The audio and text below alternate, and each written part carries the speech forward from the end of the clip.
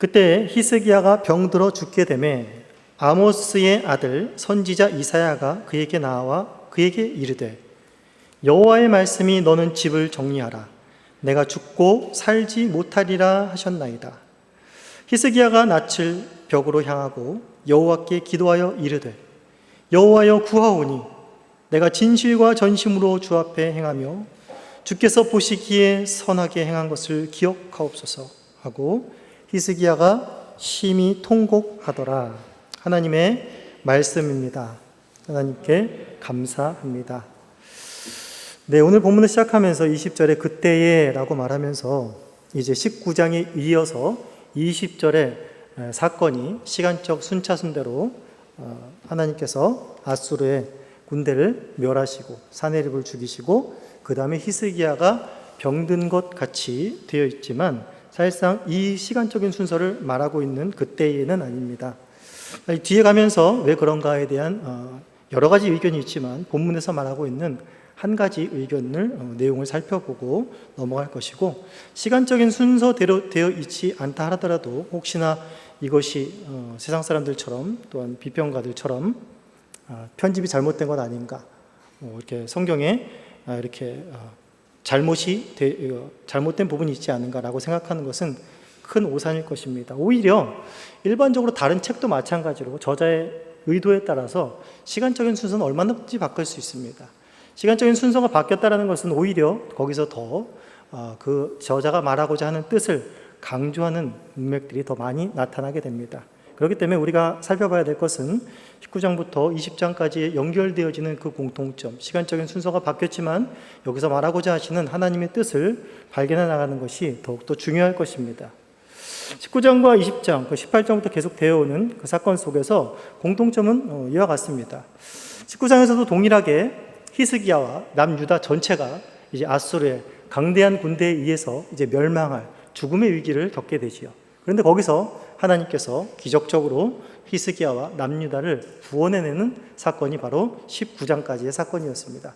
20장도 그 맥락이 동일합니다. 여기서는 국가 전체적인 위기는 아니지만 나라 전체에 또한 주관자로 서 있는 히스기야가 중병에 걸렸습니다. 그래서 죽게 되는 그런 위기 상황 가운데 몰렸고 이제 그 히스기야를 하나님께서 다시 살리시는 구원하시는 그러한 이야기로 바로 이렇게 그 이야기의 맥락이 서로 묶여 있음을 보게 됩니다.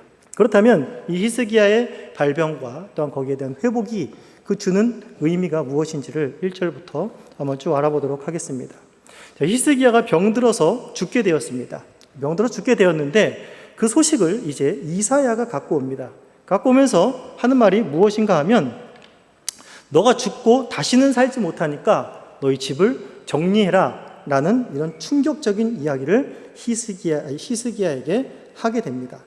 사실상 의사가 환자에게 당신은 이제 얼마 안 있으면 죽습니다 라고만 말해도 정말 그것은 사형 선고를 받은 것과 같은 그런 정말 사람을 깊은 낙담 가운데로 슬픔 가운데로 몰아넣을 것입니다. 하지만 의사는 오진이라는 것이 있습니다. 사람에겐 실수라는 것이 있기 때문에 한낱 실오라기만한 살 수 있을 거다라는 희망을 가질 수가 있습니다. 그런데 여기서는 지금 누가 선언을 하신 것입니까? 누가 진단을 하신 것입니까? 바로 하나님께서 말하신 것입니다. 너는 죽는다. 그리고 결코 살지 못한다 라고 말하고 있습니다. 하나님께서 말하셨으니 그것은 분명하게 죽는 것입니다. 그렇다면 여기서 히스기야의 그 말을 듣고 나서 다음에 반응은 어떠했겠습니까? 당연한 반응이라고 생각합니다. 낯을 벽으로 향하고 바로 여호와께 기도하기 시작합니다. 그러면서 자신은 하나님 앞에 진실하고 전심으로 선하다 행하였음을 하나님 알아봐 주십시오 라고 말하면서 심히 통곡했습니다. 아주 큰 울음으로 정말 모두가 다 들리게끔 그런 큰 슬픔 가운데 빠져서 울게 되는 것입니다. 사실 우리가 여기서 히스기야가 병이 걸렸구나, 그래서 죽게 되었구나 라고 단순히 말할 수 있지만 이 히스기야를 향한 하나님의 죽음의 선언과 히스기야가 통곡이 주는 이 히스기야의 통곡의 기도가 주는 의미는 당시 이 상황을 조금만 생각해 본다면 그렇게 단순하지 않은 것임을 우리가 알 수 있습니다. 사람이 살다가 히스기야뿐만이 아니라 누구나 중병에 걸릴 수 있고 누구나 죽음에 이를 수 있습니다. 이것은 다 사람들이 누구나 다 이 땅을 살아가면서 겪고 있습니다. 그런데 이 상황을 생각해 볼 때, 그리고 히스기야의 병이 다시 낫는 것을 봤을 때 이것은 단순히 사람의 자연적인 이치를 설명하는 것이 아님을 우리는 바로 알 수 있게 될 것입니다. 자, 그렇다면 우리 한번 이 상황을 한번 살펴보도록 하겠습니다. 첫 번째로 우리가 이미 다 알고 있듯이 지금 이 히스기야가 살고 있는 이 시대에는 지금 북이스라엘이 어떤 상황입니까? 북이스라엘은 이미 멸망한 상황입니다. 그리고 북이스라엘은 하나님을 떠나고 바로 우상을 섬김으로 말미암아 그들의 죄악 때문에 하나님의 심판으로 말미암아서 이미 아수르에게 멸망을 당했다는 사실을 우리가 다 알고 있습니다. 그런데 남유다는 그렇게 악하지 않았는가? 우리가 이미 히스기야 전에 히스기야의 아버지인 아하스 왕을 살펴보았습니다. 아하스 왕이 어떤 정치를 했습니까? 북이스라엘의 그 악한 왕들보다 전혀 나을 것이 없이 그들을 방불할 만한 악한 행위를 한 것이 바로 히스기야의 아버지인 아하스 왕 때 이루어졌다라는 것입니다. 그렇게 보면 북이스라엘이 망할 때에 남유다도 망하는 것은 전혀 이상한 일이 아니었고 남유다도 어쩌면 그때 망했어야 했습니다. 우리가 지금 예레미야서를 새벽 기도회 때마다 우리가 묵상하고 있습니다. 그때 거기서 예레미야를 통해 하나님께 주시는 말씀이 뭡니까? 유다가 오히려 북이스라엘보다 더 악을 행했다, 더 음행을 했다라고 말하고 있습니다. 무엇을 말하고 있는 것입니까? 너희도 북이스라엘처럼 이미 진작에 망했어도 그것이 이상한 일이 아니다 라는 것을 말해주고 있는 것입니다. 그리고 남유다 역시 이런 지금 북이스라엘 완전히 망하고 남유다도 그런 완전한 암흑기에 지금 어떤 왕이 섰습니까? 바로 히스기야라는 왕이 서게 된 것입니다. 그러면서 이 히스기야가 어떤 일을 했습니까? 아버지를 닮아서 그대로 악한 정치를 하지 않았습니다. 히스기야에 대한 평가를 우리는 이미 18장 3절에서부터 6절까지 해서 나온 것을 볼 수 있습니다. 18장 3절 6절을 보시면 그가 어떤 사람이라고 평가를 합니까? 히스기야가 그의 조상 다윗의 모든 행위와 같이 여호와 보시기에 어떻다고요? 정직히 행했습니다. 그리고 모든 우상 주상들을 전부 다 부셔서 없앴습니다.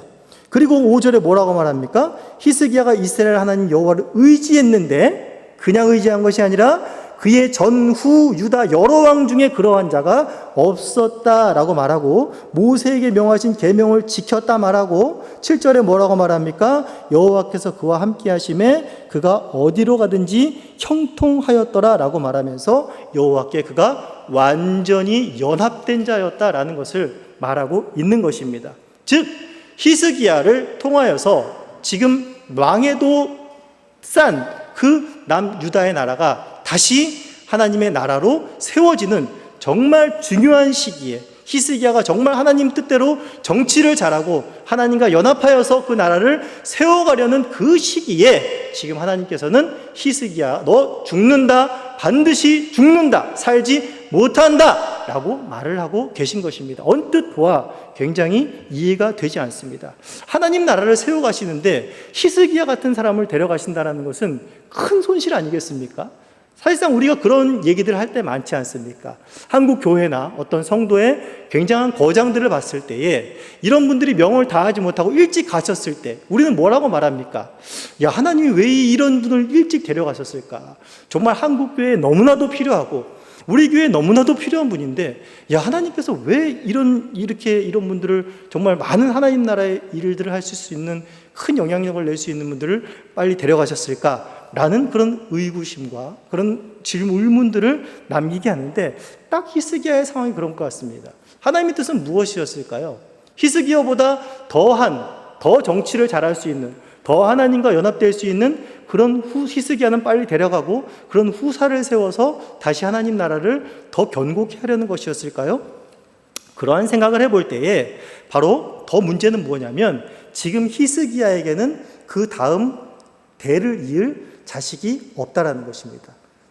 우리가 다음에 살펴보시겠지만은 히스기야 다음에 나오는 왕이 누굽니까? 바로 므낫세라는 왕입니다. 그런데 이 므낫세는 지금 히스기야가 여기서 하나님께 생명의 연장을 받고 15년의 삶을 더 살 때에 그때 태어난 자식이 바로 므낫세라는 것이지요. 그렇기 때문에 여기서 죽게 된다면 지금 누가 없게 되는 것입니까? 지금 그 다음 왕을 이을 그 대가 없는 것입니다. 자, 마태복음 10장을 보시면 좀 더 확실합니다. 마태복음 10장에 뭐라고 나와 있습니까? 예수 그리스도의 계보가 쭉 나옵니다. 히스기야는 므낫세를 낳고, 므낫세는 아몬을 낳고 쭉 내려가서 그리스도라는 예수를 낳으니라 라고 나와 있습니다. 그런데 계보 가운데 누가 빠진다고요? 므낫세가 빠져버리면 어떻게 되는 것입니까? 다윗까지의 가는 길이 막혀버리고 단절이 되어버리는 것입니다. 그렇다면 이건 뭘 말하는 것입니까? 지금 하나님께서 지금 남유다 나라를 이끌어 가시는데 가장 중요한 것, 그 원리 중에 하나가 바로 사무엘하 7장의 다윗 언약이라는 것입니다. 내 뒤에 이 나라를 영원히 경고케 할 후사가 나올 것이다. 하나님 나라를 영원히 경고케 할 그 후사가 나올 것이다라는 그 약속에 대한 어떤 스스로 한 약속에 대한 파기가 되는 것입니다. 그렇기 때문에 정말 하나님이 히스기야를 데려간다는 것, 하나님의 실수 아닌가? 하나님이 왜 이런 일을 하시는가는 더 이해할 수가 없게 됩니다. 또한 세 번째로 히스기야와 하나님과의 또한 관계입니다. 우리가 아까 봤던 히스기야의 평가는 그냥 사람들이 내린 평가가 아니라 바로 하나님께서 히스기야에 대해 내리는 그러한 평가라는 것입니다. 그렇다면 굉장히 하나님과 친밀한 관계 속에 있는 히스기야 아니겠습니까? 그렇다면 이 사형 선고 같은 이 죽음의 선고를 들은 히스기야의 마음은 어떻겠습니까? 히스기야가 무슨 범죄라도 했을까요? 다윗처럼 히스기야도 다윗처럼 정말 그런 몹쓸 범죄를 취해서 하나님께서 너는 죽으리라 라는 말씀을 하셨을까요? 아니요, 전혀 그렇지 않습니다. 히스기야는 지금 그렇게 다윗처럼 눈에 보일 만한 큰 범죄를 한 것이 없다라는 것입니다. 히스기야 마음속에 어떤 마음이 들었을까요? 내가 이렇게 이런 시기 가운데 나를 빨리 불러가신다라는 것은 나에게 어떤 죄악이 있는 것인가? 공포스러우지 않겠습니까? 하나님이 나에게 왜 이러시는가? 라는 그런 의아함이 들지 않겠습니까? 지금 히스기야가 하나님 내가 전심과 진실함으로 하나님 앞에 행한 것을 기억하옵소서 라고 말하는 것은 하나님 내가 하나님 앞에 이렇게 했는데 하나님 이러실 수 있습니까? 라고 하는 그런 항변조로 나아가는 것이 아닙니다. 분명히 하나님과 연합한 자로서의 그 친밀함을 가지고 있는데 하나님께서 왜 나를 낫게 해주지 않고 도리어 너가 죽는다 살지 못한다라는 이러한 사형 선고와 같은 것을 나에게 주실까 하는 것이 그에게는 또한 큰 슬픔과 아픔, 또한 자기 안에서 어떤 해석되어지지 못하는 굉장한 응어리로 그 큰 슬픔이 아마 같이 나와 있는 것 같습니다. 그러면서 이제 4절부터 7절까지 이르면서 하나님의 응답으로 말미암아 이러한 의문들이 다 풀려나가기 시작합니다. 4절부터 보시면 여러분들 이제 이사야가 성읍 가운데 이르기도 전에 여호와의 말씀이 바로 임하게 됩니다. 그러면서 뭐라고 말합니까? 너는 돌아가서 내 백성 내 주권자 히스기야에게 왕의 주상 다윗의 하나님 여호와가 내가 내 기도를 들었고 내 눈물을 보았다 라고 말하면서 내가 너를 뭐라고 말합니까? 낫게 하리라 라고 말하는 것입니다. 히스기야가 성전을 중간으로 빠져나가기 전에 하나님의 기도가 끝나자마자 바로 응답하신 것입니다. 그러면서 즉각적으로 응답하면서 히스기야를 내가 살리겠다, 내가 낫게 하겠다, 빨리 가서 전해라 라고 말하는 것입니다. 이거 참 무슨 상황인지 모르겠습니다. 아니 그럼 그렇지요. 하나님께서 이런 히스기야를 죽이실 리가 없지 않겠습니까? 사실상 히스기야가 중병에 걸렸다 하더라도 가장 먼저 히스기야에게 와서 그를 위로해주고 그에게 힘을 주셔야 할 분은 하나님이셨습니다. 중병에 걸려서 네가 시들리고 있지만은 네가 거의 죽을 것 같지만 힘내, 너 아직 죽을 수 없어 라고 가장 먼저 얘기를 하셔야 될 분이 하나님이신데 이사야의 그 메시지였어야 될 것 같은데 이런 메시지를 전한다니 말이 안 되는 것이죠. 그렇기 때문에 하나님은 바로 즉각적으로 응답하십니다. 아니다, 내가 그를 낫게 할 것이다 라는 것이죠. 그런데 왜 그러면 이런 히스기야에게 지금 히스기야를 놀리는 것도 아니고 시험하시려는지 왜 이렇게 히스기야를 간담을 서늘하게 하시고 그 슬픔과 고통으로 그를 잡아 넣으셨는가라는 것이지요. 여기서 히스기야가 알아야 될 굉장히 중요한 것이 있기 때문에 하나님은 이와 같은 것을 허락하신 것입니다. 자, 하나님께서 무엇이라고 계속해서 말씀하시냐면 6절에 보시면 내가 내 날을 뭐라고 말씀하십니까? 15년간 더 연장해 주겠다라고 말을 합니다. 자, 내가 너를 낫게 하겠다에 끝나지 아니하시고 하나님께서 15년간을 더 낫게 해주겠다. 우리는 여기서 초점을 맞추는 것은 히스기야가 15년을 더 살았대 라는 것인데 이것도 보셔야 됩니다. 하나님께서는 15년까지로 한정하셨습니다. 이것은 무슨 말입니까? 바로 히스기야의 살고 죽는 것이 누구의 손에 달려있다라는 것입니까? 바로 하나님 손에 달려있다는 것을 히스기야는 이 절체절명의 위기의 순간 가운데 히스기야는 깨닫게 되는 것입니다. 물론 그 이전에도 알고 있었겠죠. 그러나 앞으로 살게 될 이 15년이 히스기야에게, 또한 하나님이 히스기야를 들어 사용하시기에 굉장히 중요한 순간이라는 것을 다시 일깨우고 있는 것입니다. 히스기야, 너의 생명을 쥐고 있고 유다의 운명을 쥐고 있는 분이 누구인지 분명히 히스기야는 알아야 된다는 것입니다. 그리고 거기에 머무르지 않고 내가 다시 3일 만에 뭐라고 말하고 있습니까? 다시 성전에 올라가겠고 하고 5장 마지막 절에서 이야기하고 있습니다.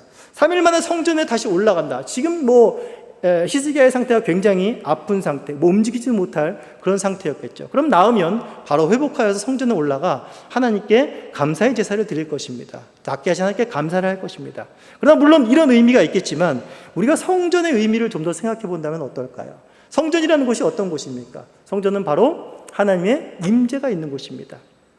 하나님의 살아계심을 직접 이스라엘 백성들에게 보이시고 내가 그곳에 있겠다, 내 눈과 마음이 그곳에 머물겠다라고 하신 것입니다. 그리고 솔로몬의 기도를 통해서도 우리가 확실히 알았지만 성전에 또 무엇이 있습니까? 하나님의 약속이 있습니다.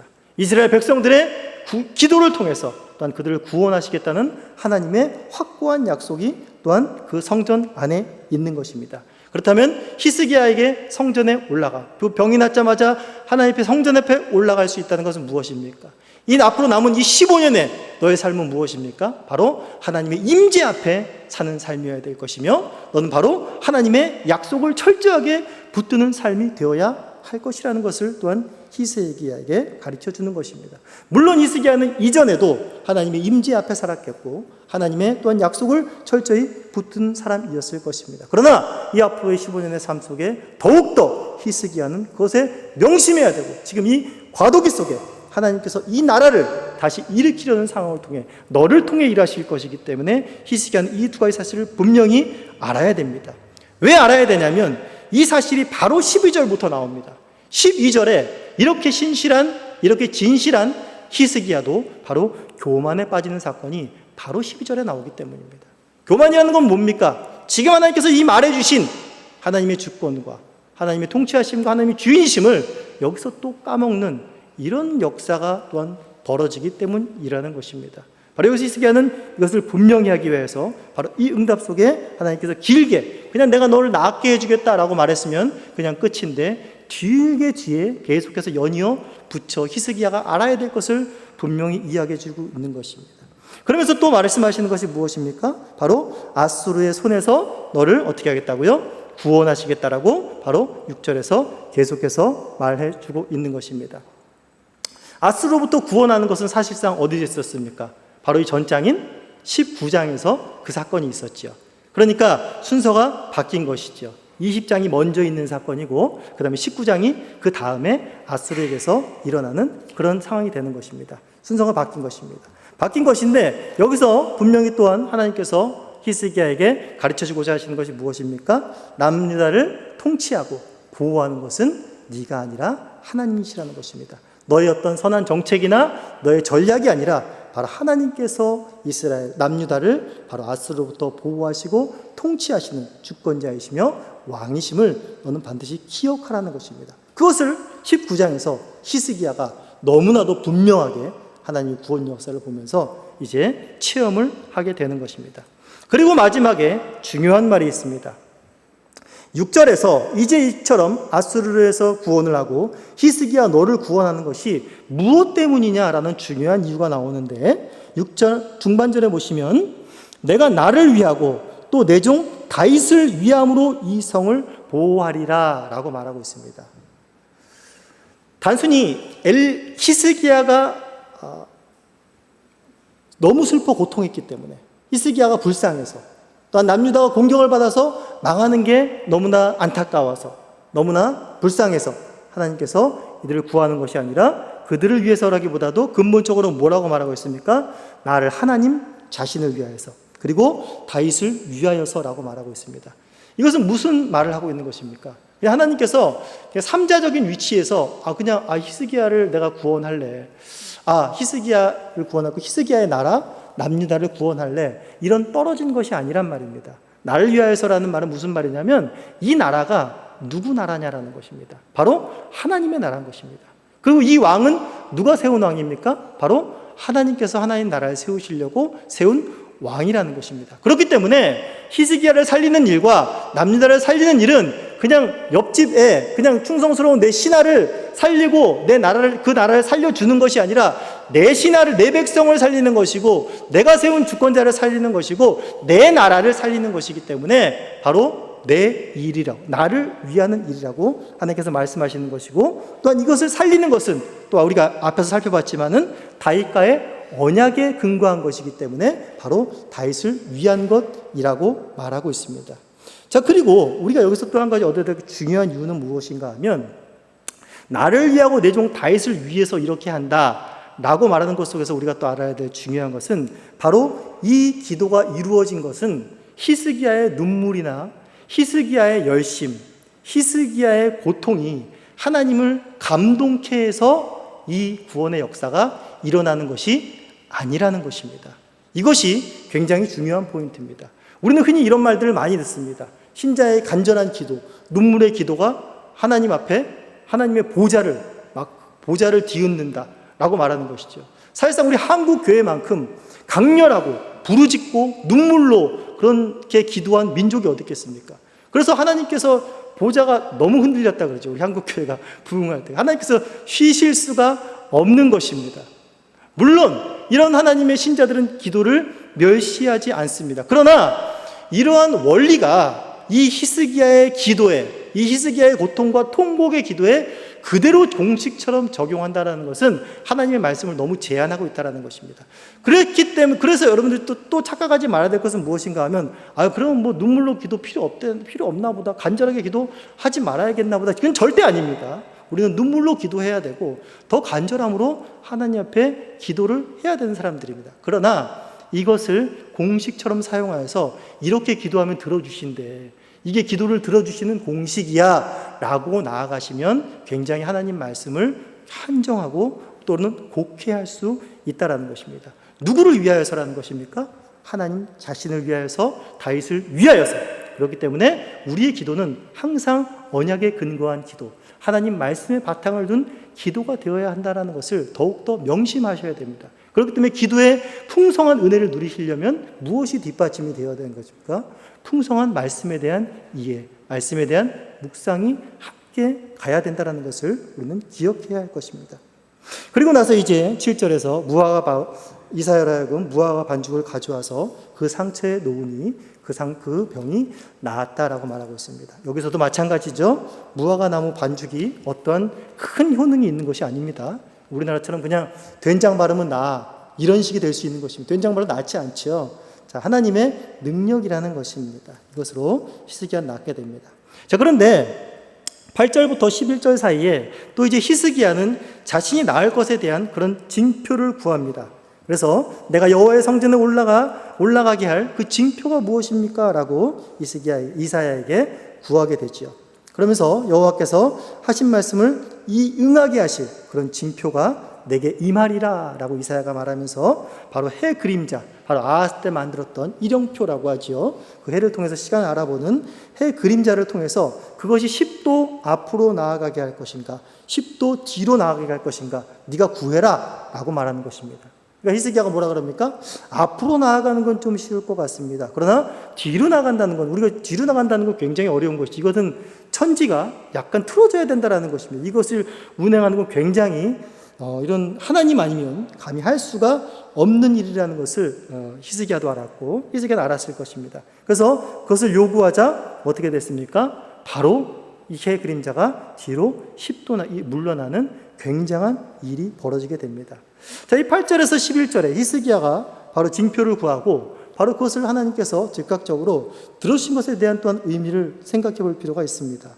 히스기야의 요구에 하나님께서 응답하셨습니다. 자, 히스기야가 먼저 그것을 요구한 의도는 무엇일까요? 히스기야가 의심을 해서였겠습니까? 내가 정말 살까 말까? 이런 고민이 들어서였겠습니까? 물론 인간이기에 그런 생각도 들었겠지만 그런 불신앙적인 요소에서 히스기야가 물은 것은 아닐 것입니다. 그에게 다가온 그가 또한 하나님 앞에 맡고 있는 그 자리가 무엇인지를 히스기야도 알고 있었고, 자기가 살 것이라는 것에 대한, 나를 살려주시는 분이 하나님이시라는 것에 대한 좀 더 확실한 확신, 확실한 믿음의 징표를 히스기야는 갖고 싶었던 것입니다. 그리고 하나님의 그것을 들어서 하나님의 의도는 어떻겠습니까? 얘가 나를 의심하네. 너 내가 능력을 아직 모르니? 내 능력을 한번 보여줘 라고 하면서 그렇게 가볍게 보여준 사건이 아닙니다. 무엇을 보여준 것입니까? 히스기야야, 내가 너를 통해서 다시 남유다를 일으킬 것이다 라고 하는, 바로 히스기야가 어떻게 될 것이다 보다는 하나님, 내가 이제부터 너를 통해서 이루시는 일을 너는 이 표징을 통해서, 네 남은 15년의 삶을 통해서 확실하게 보게 될 것이다.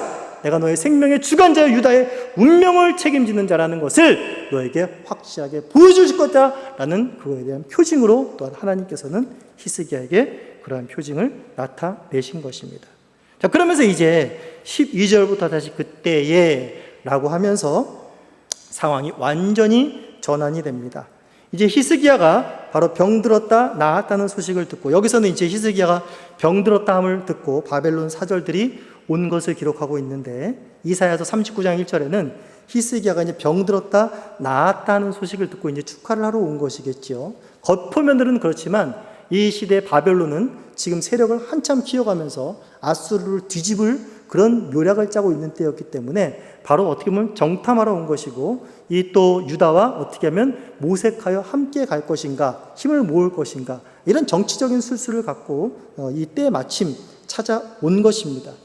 자, 그들이 왔는데 히스기야가 한 행동이 무엇입니까? 그들이 그 나라와 그 성전 안에 있는 모든 은, 기물, 귀중한 물건들을 전부 다 보여줍니다. 왜 이런 것을 보여줬을까요? 이사야서 3, 여기는 이 11개는 나타나지 않는데 이사야 39장 2절에 보면 왜 보여줬냐면, 히스기야가 바로 그 사절단을 보고 기뻐하였다라고 말합니다. 기뻐하면서 다 보여준 것입니다. 그러면서 전부 다 보여줬습니다. 자, 그래서 이제 이사야가 이제 그 일이 끝난 다음에 히스기야에게 다가옵니다. 그러면서 질문을 합니다. 그들이 와서 무슨 말을 하더이까? 그들이 어디서부터 왔습니까? 그들이 무엇을 보았습니까? 라고 일일이 다 캐묻고, 히스기야는 그것에 대해서 하나하나 조목조목 말하면서 그들이 우리 안에 있는 귀중품들, 자산들 전부 다 보았습니다. 내가 안 보여준 것이 없습니다 라고 말하고 있습니다. 이것이 무엇입니까? 이것은 바로 히스기야의 교만인 것입니다. 역대하 32장 27절을 보시면 그에게 부와 영광과 금과 은과 보석, 심이 많은 재산을 하나님이 주셨다라고 말하고 있습니다. 그런데 히스기야는 지금 무엇입니까? 이것을 다 자기 것이냐, 하나님이 자신에게 주신 모든 부와 영광을 마치 자신의 영광인 양 그 이방인들에게 그 속셈도 모르고 그것들을 다 까발리면서 자랑을 하게 된 것입니다. 즉 하나님의 영광을 가려버리는 행위가 된 것이죠. 이것이 역대하 25장에는 하나님이 그렇게 많은 은혜를 베푸셨음에도 불구하고 히스기야가 교만하였더라 라는 말로 딱 단정을 지으면서 히스기야가 여기서 하나님의 영광을 가렸다는 사실을 분명히 지적하여 말해주고 있습니다. 이에 대한 결과가 무엇입니까? 16절에서 18절까지 그것을 말하고 있습니다. 무슨 말을 하고 있는 것입니까? 즉 너희들이 남유다의 운명은 이제 바벨론에 의해서 망할 것이다. 그들에게 의해서 비참하게 포로로 끌려가고 왕들이 거기서 내시가 될 것이고 비참한 삶을 살게 될 것이다 라고 하는 것입니다. 북이스라엘도 그렇고 지금 남유다도 그렇고 히스기야도 분명합니다. 하나님이 지적하는 죄는 분명한 것입니다. 우리가 예레미야서를 새벽마다 묵상해서 보시지만은 거기서 예레미야 2장 13절에서 뭐라고 말하고 있습니까? 내 백성이 두 가지 죄를 행했는데 하나는 뭡니까? 생수의 근원인 나를 버리는 것입니다. 그리고 스스로 웅덩이를 파는 것입니다. 그 웅덩이는 터져서 물을 저축하지 못할 그런 웅덩이를 파는데 그것들을 의지하는 것입니다.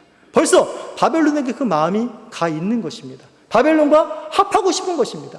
기뻐하는 것입니다. 이것이 바로 그 신실한 히스기야에게 싹 덮쳐버린 그런 마음이라는 것이죠. 그러면서 이제 19절에서 21절까지의 이제 히스기야의 바로 회개와 죽음이 나옵니다.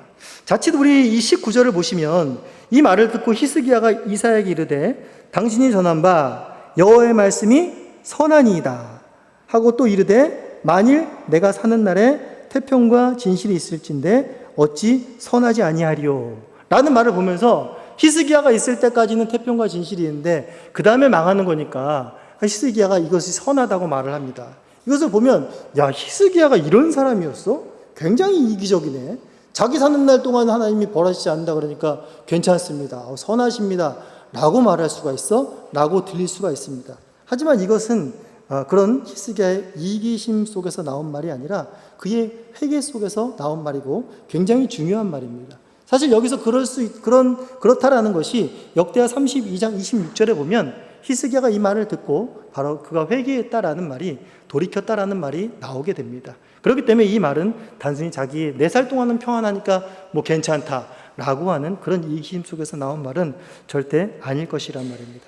그리고 나서 20절부터 이제 해서 그가 만든 업적, 지금 뭐 하면 그 히스기야 터널이라고 하는 그 우물을 만든 그런 사건이 있는데 지금은 뭐 예루살렘에 가면 굉장히 그 유명한 관광지로 되어 있죠.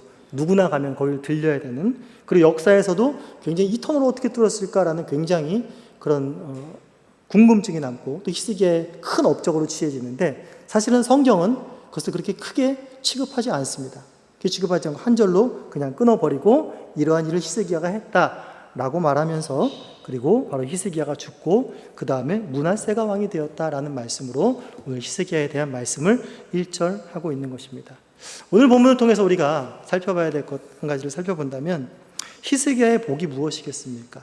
우리는 히스기야의 복을 그냥 15년 삶이 연장되었다라는 것에 두면 안 될 것입니다. 물론 15년이라는 삶이 연장되었다는 것도 하나님께서 허락하신 것이기 때문에 이것도 너무나 큰 복이겠지요.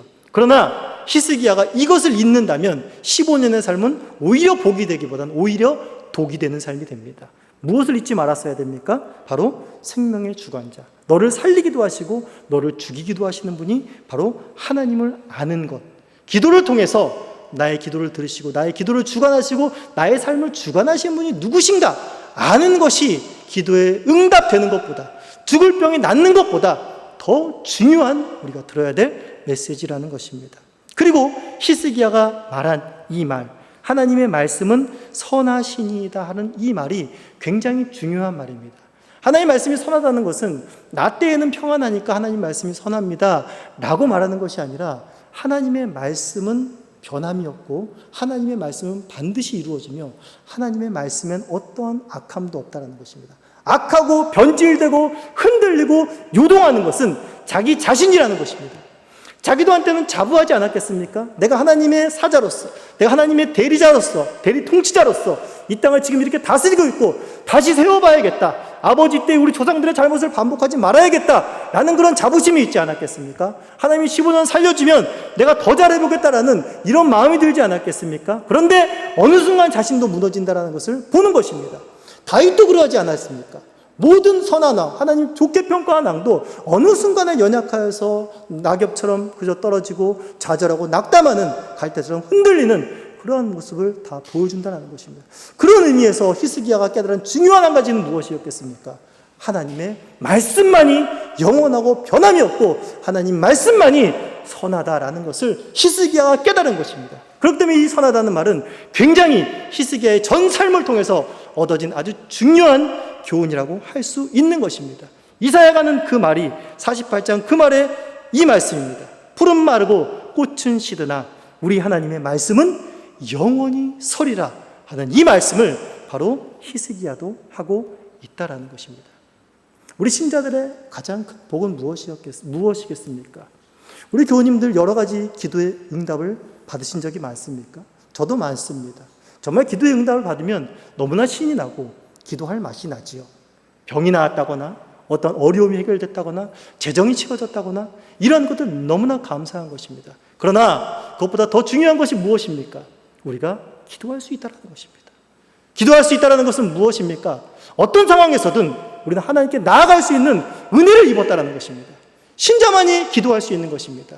대속의 은혜를 입은 자만이 기도할 수 있는 것이고 하나님께서 기도하라 하신 것입니다.